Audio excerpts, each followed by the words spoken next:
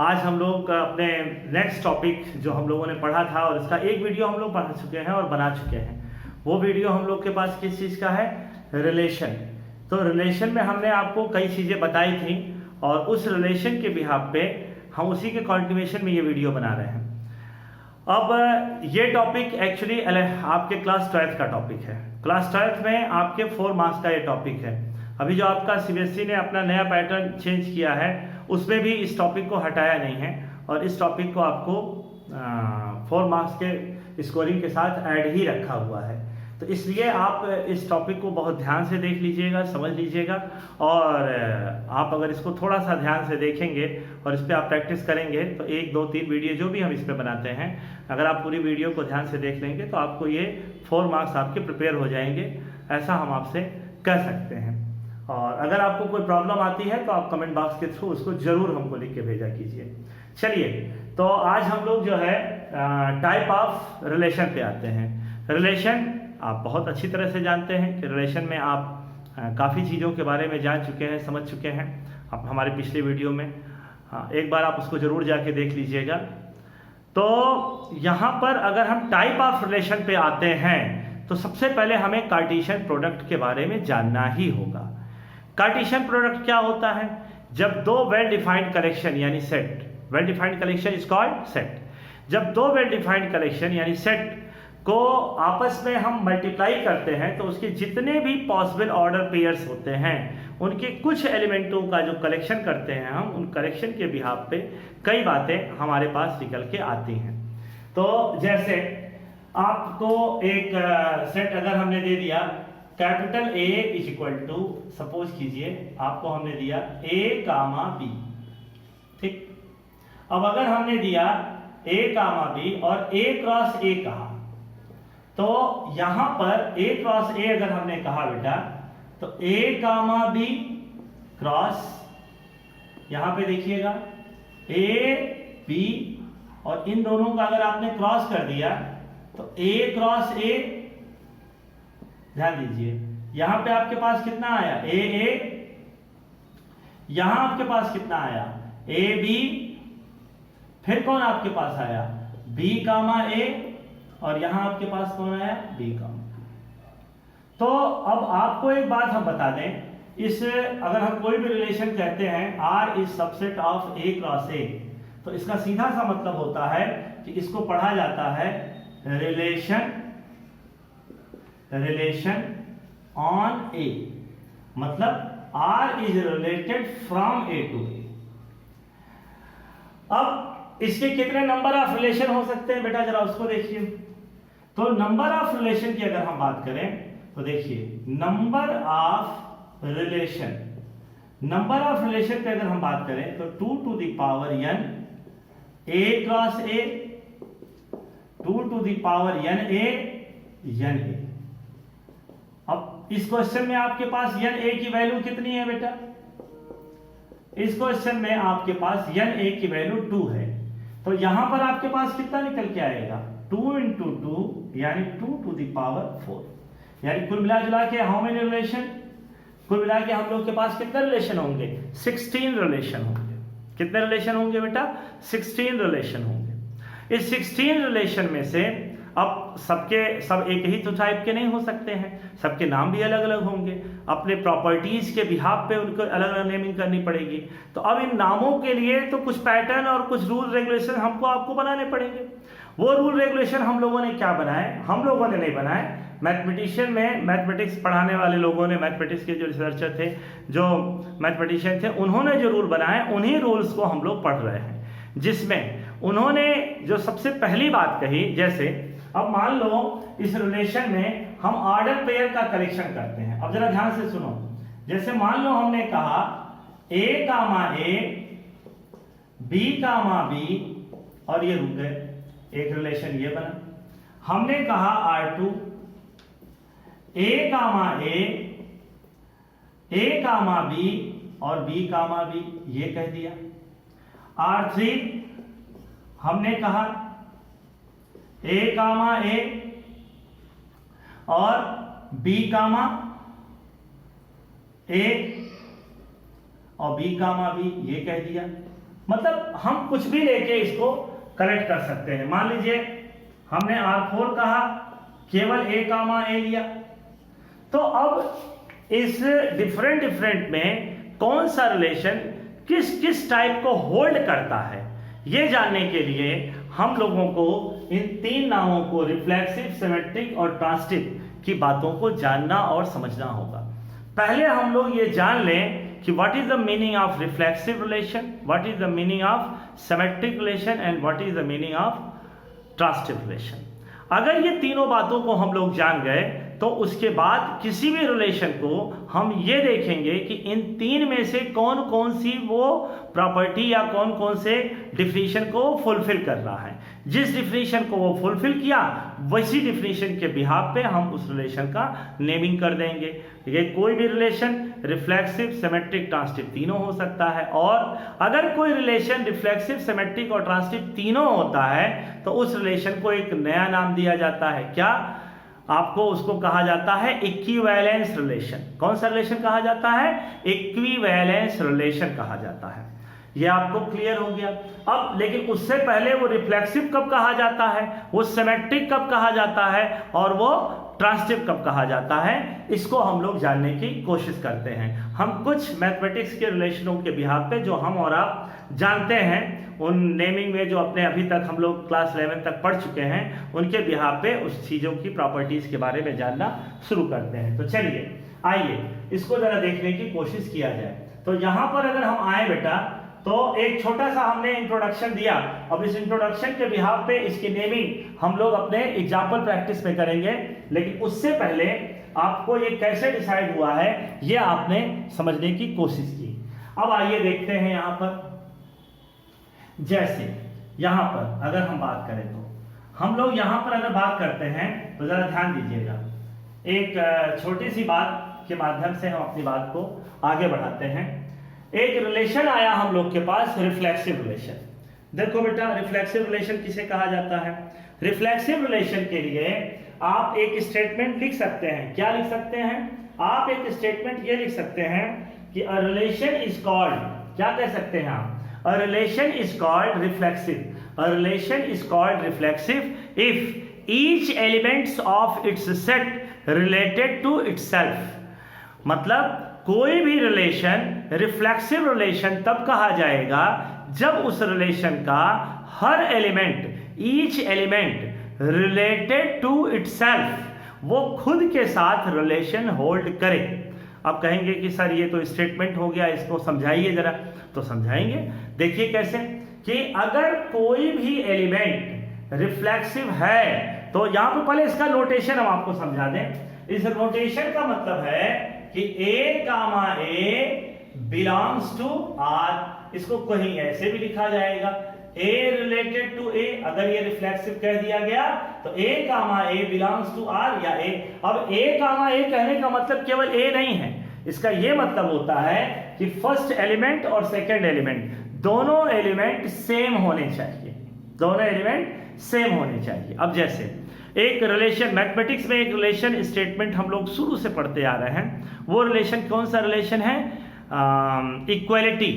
एक रिलेशन हम लोग के पास कौन सा रिलेशन है बेटा? इक्वलिटी। तो सपोज करो कि अगर हम इक्वलिटी की बात करें तो अब अगर एक रिलेशन हमने कहा इक्वलिटी, तो देखो ये कैसे डिफाइन किया जाएगा? Capital R A comma B is such that A is equal to B for every value। इसको क्या पढ़ा जाता है? For every value A and B belongs to R, या रियल नंबर। इस R का मतलब रियल नंबर। अब यहाँ रियल भी कह सकता है, इंटीजर भी कह सकता है, नेचुरल भी कह सकता है, रेशनल भी कह सकता है, वो कोई भी सेट उठा के दे सकता है। ये ना तो आप डिसाइड करेंगे ना हम डिसाइड करेंगे, क्वेश्चन में जो भी बात कही जाएगी उसी पे हम लोग बात करते हैं। हम एक काम करते हैं, रियल नंबर के लिए R का यूज करते हैं और रिलेशन के लिए R1 का यूज कर देते हैं, जिससे कि दोनों के R होने पे आपको कंफ्यूजन ना हो। तो आइए देखते हैं। अब जैसे एक रिलेशन हमने कहा किस चीज का? इक्वलिटी। यहाँ पर जो बात है A और B के बीच में जो रिलेटिंग स्टेटमेंट है वो कौन सा है बेटा? वो स्टेटमेंट है इक्वल का। तो अब ये बताओ कि every element equal to itself or not, हर एलिमेंट खुद के इक्वल होता है कि नहीं होता है? तो आप कहोगे कि बिल्कुल होता है। ये जो आपके मन में जवाब आया कि हर एलिमेंट खुद के इक्वल होता है, इस नाते इक्वलिटी के रिलेशन को रिफ्लेक्सिव रिलेशन कहा जाएगा। यानी अगर हम आपसे कहें कि A, A belongs to R1, this implies A is equal to A, तो आप क्या कहोगे? Is it true? क्या कहोगे? Is true, therefore R1 is called, कौन सा रिलेशन इसको हम लोग कह सकते हैं? Reflexive relation. R1 is called reflexive. तो इस रिलेशन R1 को हम क्या कहेंगे? रिफ्लेक्सिव रिलेशन कहेंगे। क्यों कहेंगे? क्योंकि हर एलिमेंट खुद के इक्वल होता है। अब इसी में हम आपको एक कंट्राडिक्टरी स्टेटमेंट दिखाते हैं, जरा उसको देखो। सपोज करो कि एक क्वेश्चन हमने आपको दे दिया, क्या?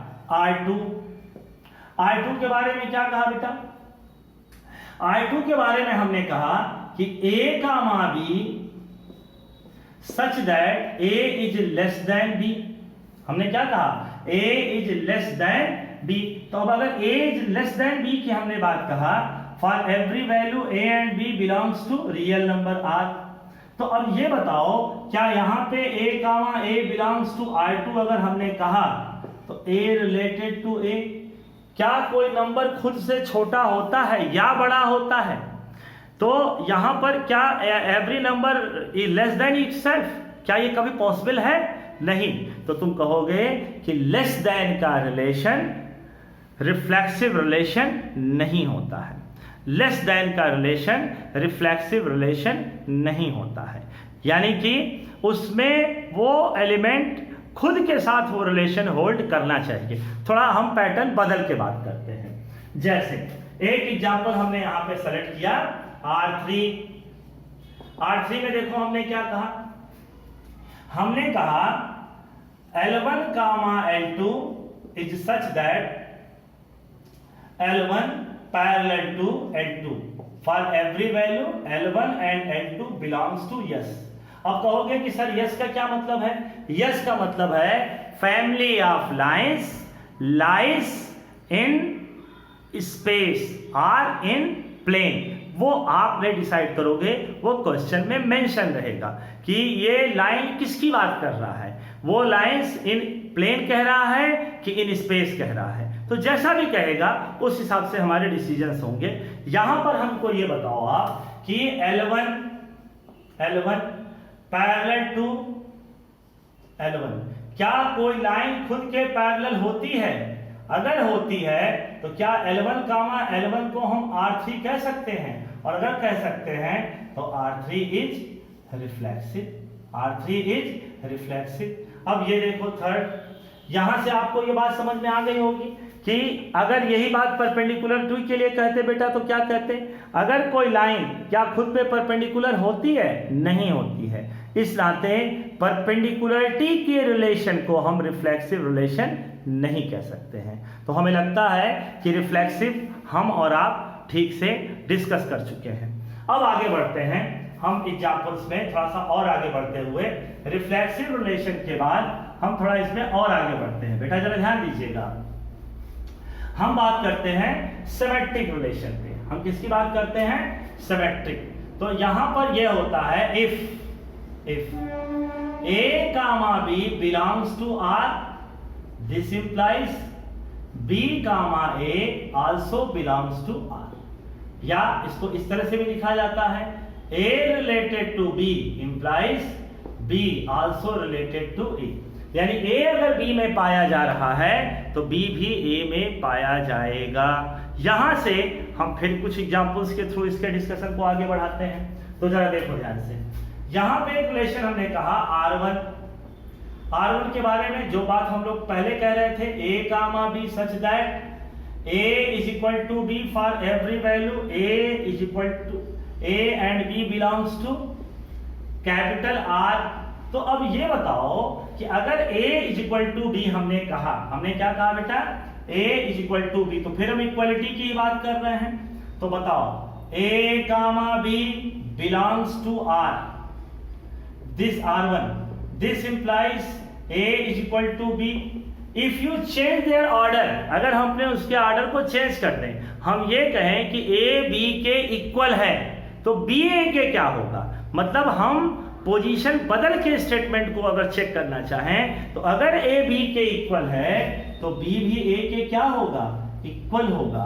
तो अगर B भी A के इक्वल हुआ तो यहां से हम B comma A belongs to R1 कह देंगे, और इस R1 को क्या कहा जाएगा? R1 इज गॉड क्या कहा जाएगा बेटा? सिमेट्रिक। क्या कहा जाएगा? सिमेट्रिक। आपको ये थोड़ा थोड़ा समझ में आ गया होगा। अब समझिए, मान लीजिए हमने आपको दूसरे एग्जांपल पे डिस्कस किया R2, और यहां पे क्या कह दिया? A is greater than B। तो अगर ये A is greater than B की बात की है तो A B से बड़ा, तो क्या A अगर B से बड़ा है तो क्या B भी A से बड़ा होगा? नहीं होगा, B A से छोटा हो जाएगा। लेकिन हमारा डिस्कशन तो ग्रेटर देन के लिए है, इस नाते हम नए रिलेशन को उसमें इन्वॉल्व नहीं करेंगे। जो रिलेशन क्वेश्चन में मेंशन है उसी रिलेशन को हम यहाँ पर देखने और उसी के बिहाफ पे डिसीजन लेने की कोशिश करेंगे। तो देखिए, तो यहाँ A is greater than B, तो B is not greater than A, तो B कामा A, ध्यान दीजिएगा मेथड ऑफ राइटिंग बड़ा मायने रखता है बेटा। B comma A not belongs to R1, तो R1 is not symmetric. R1 is not symmetric. आपको ये भी बात थोड़ा थोड़ा समझ में आ गई होगी। हम इस पे क्वेश्चन भी देंगे और क्वेश्चन प्रैक्टिस भी कराएंगे। ऐसे क्वेश्चनों की प्रैक्टिस कराएंगे जो आपके बोर्ड एग्जाम में आते हैं या आने की मैक्सिमम पॉसिबिलिटीज हो। एनसीईआरटी के कुछ अच्छे क्वेश्चनों की भी प्रैक्टिस कराता हुआ वीडियो बनाएंगे। ट्रांसिटिव रिलेशन की हम बात करें तो ट्रांसिटिव रिलेशन में बेटा हम लोग 3 एलिमेंटों को लेते हैं। यहाँ पर एक एलिमेंट के बारे में सोचते हैं, यहाँ 2 एलिमेंट लेते हैं, और यहाँ पर हम लोग कितने एलिमेंट लेते हैं? 3। तो 3 रिलेशन में हम लोग ये कहते हैं if AB belongs to R and BC belongs to R, अगर AB R में पाया जाए, BC भी R में पाया जाए। फिर से सुनिएगा, AB belongs to R and BC belongs to R, this implies first का जो रिलेशन सेकंड से है, सेकंड का वही रिलेशन थर्ड से होने पर first related to third, AC belongs to R। ध्यान से सुनना, फर्स्ट का जो रिलेशन सेकंड से है, सेकंड का वही रिलेशन थर्ड से होने पर अगर फर्स्ट थर्ड से सेम रिलेशन रखता है, ध्यान देना, फर्स्ट थर्ड से, थर्ड फर्स्ट से नहीं, फर्स्ट थर्ड से अगर सेम रिलेशन रखता है तो उस रिलेशन को हम लोग क्या कहते हैं? तो R इज ट्रांसिटिव। अब यहां से हम बात करें, इसको लिखने का एक तरीका और है बेटा, वो भी जान लो। क्या?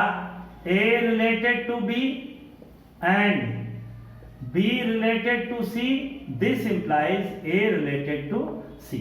तो आप मेथड ऑफ राइटिंग का खाली डिफरेंस है, या तो ऑर्डर पेयर का या तो एलिमेंटों को सीधे सीधे हम डिस्कस करते हैं। तो चलिए, एक जो रिलेशन हमारे सामने है उसी पे जरा हम लोग ट्रांसिटिव रिलेशन को चेक कर लिया जाए। तो उस पर अगर हम लोग ट्रांसिटिव रिलेशन को चेक करने में गए तो हम लोग के पास क्या निकल के आएगा?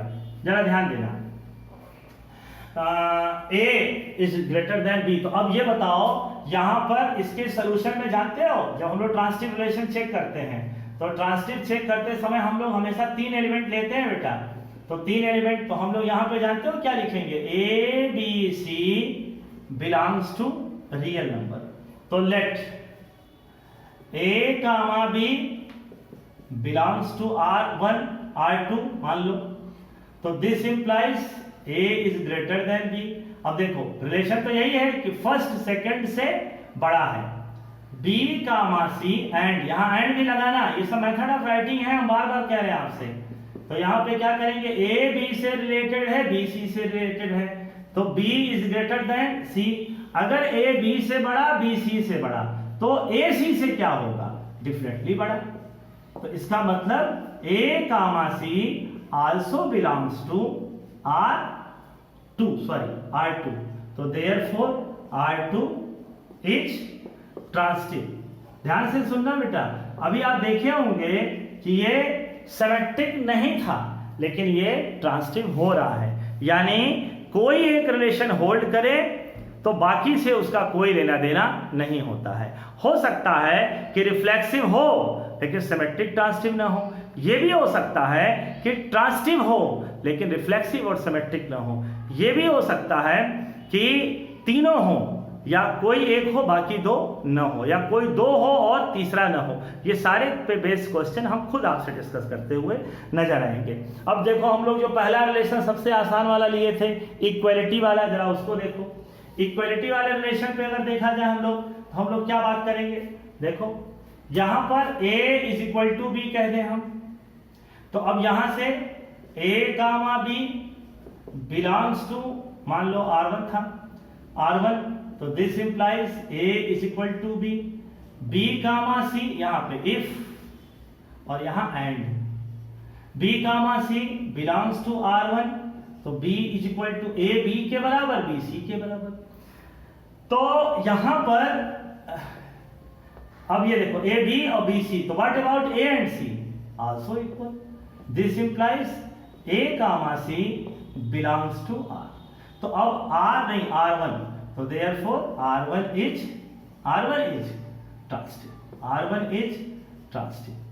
ट्रांसिटिव। यहां पर एक सबसे स्पेशल बात आपको हम दिमाग पे बैठाना चाहते हैं, जरा ध्यान दीजिएगा क्या होता है।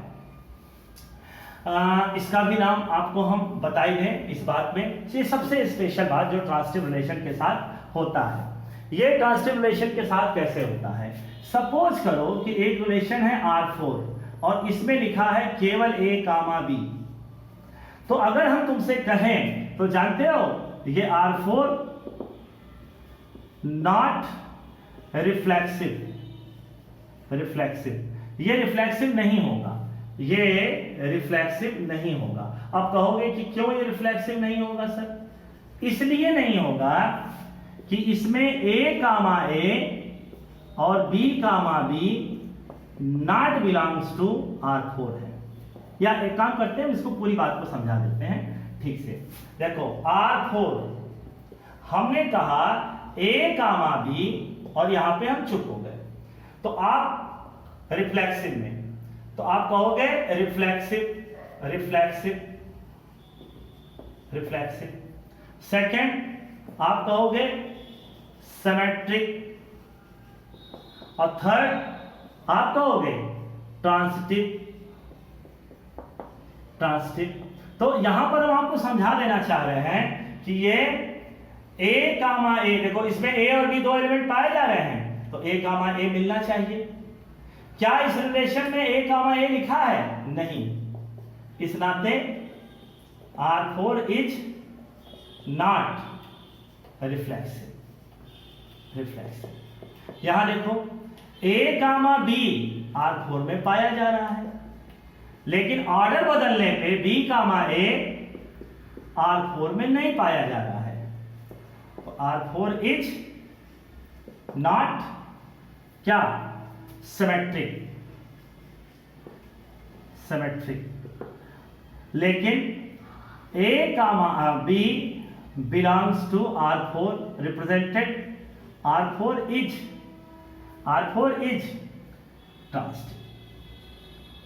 ट्रांसिटिव। ये ट्रांसिटिव होगा because b is not related to any more. ध्यान देना, चूंकि b किसी से रिलेटेड ही नहीं है तो फिर फर्स्ट के थर्ड से रिलेशन होने का तो कोई बात ही नहीं डेवलप हो सकता है। इसलिए a कामा b अगर लिखा रहे बेटा तो वो रिफ्लेक्सिव नहीं होगा, सिमेट्रिक नहीं होगा, लेकिन ट्रांसिटिव होगा। हम इसी चीज को एक वर्बल लैंग्वेज के थ्रू, एक क्वेश्चन के थ्रू डिस्कस करते हैं। देखो कैसे, यहां पे अगर हमने लिख दिया x comma y such that x is या y is wife of x। Suppose करो कि हमने कह दिया x कामा y में y का मतलब सेकंड एलिमेंट फर्स्ट की यानी y x की पत्नी है। तो अब जाहिर सी बात है x y का पति है, लेकिन हम यहाँ पे स्टेटमेंट जो दे रहे हैं उसी पे आप भी कंसंट्रेट करोगे। y x की वाइफ है। तो अब ये बताओ कि यहां पर x, x क्या ये, मान लो इसको R5 कह दें हम, तो क्या ये यहां पर R5 पॉसिबल है? नहीं। क्यों नहीं पॉसिबल है? R5 is not reflexive. क्यों नहीं हो सकता है? क्योंकि x, x क्या कोई खुद की पत्नी हो सकता है? नहीं संभव है। क्यों? क्योंकि या तो वो लड़का होगा या तो लड़की होगा। अगर लड़का है तो भी वो अपनी पत्नी नहीं हो सकता है, लड़की है तो भी अपनी पत्नी नहीं हो सकता है। ये कैसे संभव है? इस नाते जब ये एलिमेंट खुद के साथ अपना रिलेशन नहीं होल्ड कर रहा है, यानी every element not related to itself, that's why this is not reflexive.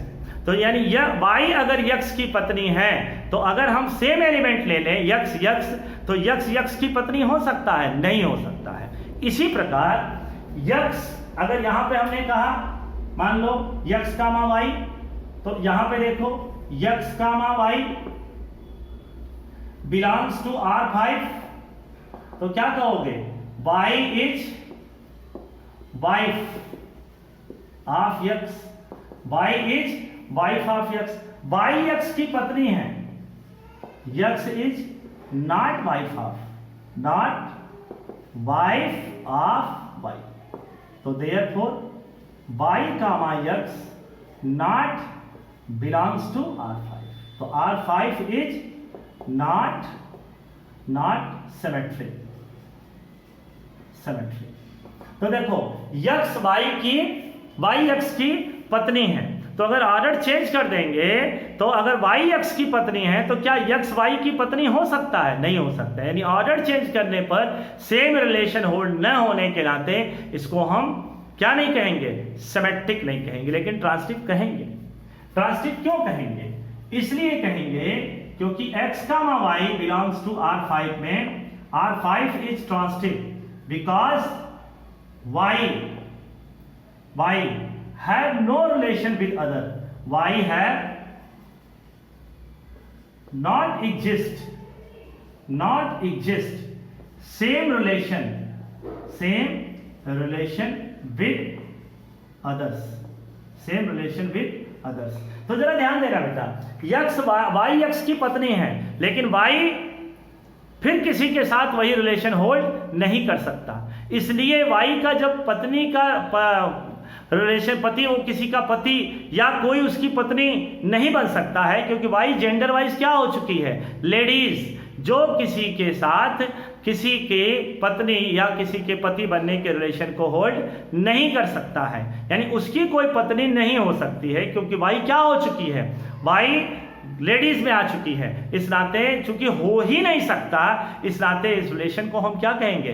Transitive relation. शायद हमारी कोशिशों से आपको रिफ्लेक्सिव, सिमेट्रिक और ट्रांसिटिव को समझने में आसानी हुई होगी, और अगर आपको आसानी हुई है तो आप हमारे इंस्पिरेशन को लिए, हमारे अपने कॉन्फिडेंस को बूस्टअप करने के लिए आप अपने कमेंट बॉक्स के थ्रू, आप कमेंट बॉक्स में अपने व्यूज़, अपने थॉट्स, अपने अच्छे बुरे जो भी आपके मन में आते हैं, आप उसको ज़रूर हमको बताइए, जिससे कि हम इसमें और कैसे इम्प्रूव कर सकते हैं और कैसे आपके लिए ज़्यादा आसान भाषा के साथ, ज़्यादा इजी गोइंग के साथ आपको अपनी बातों को या उस टॉपिक या उस कॉन्सेप्ट को समझा सकते हैं।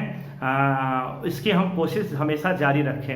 एक लंबे समय के बाद हम लोग एक दूसरे से मिल रहे हैं, इसके लिए हम लोग को हमको आपसे खेद है, लेकिन फिर भी हम कोशिश करेंगे कि हम ज़्यादा से ज़्यादा वीडियो के द्वारा आपके साथ जुड़े सकें, आपके साथ पढ़ सकें और आपको नई नई जानकारियों के साथ हम लोग एक दूसरे के साथ जुड़ा जाए। आपने पूरे वीडियो को बहुत ध्यान से देखा, इसके लिए आपका बहुत बहुत धन्यवाद। Thank you very much.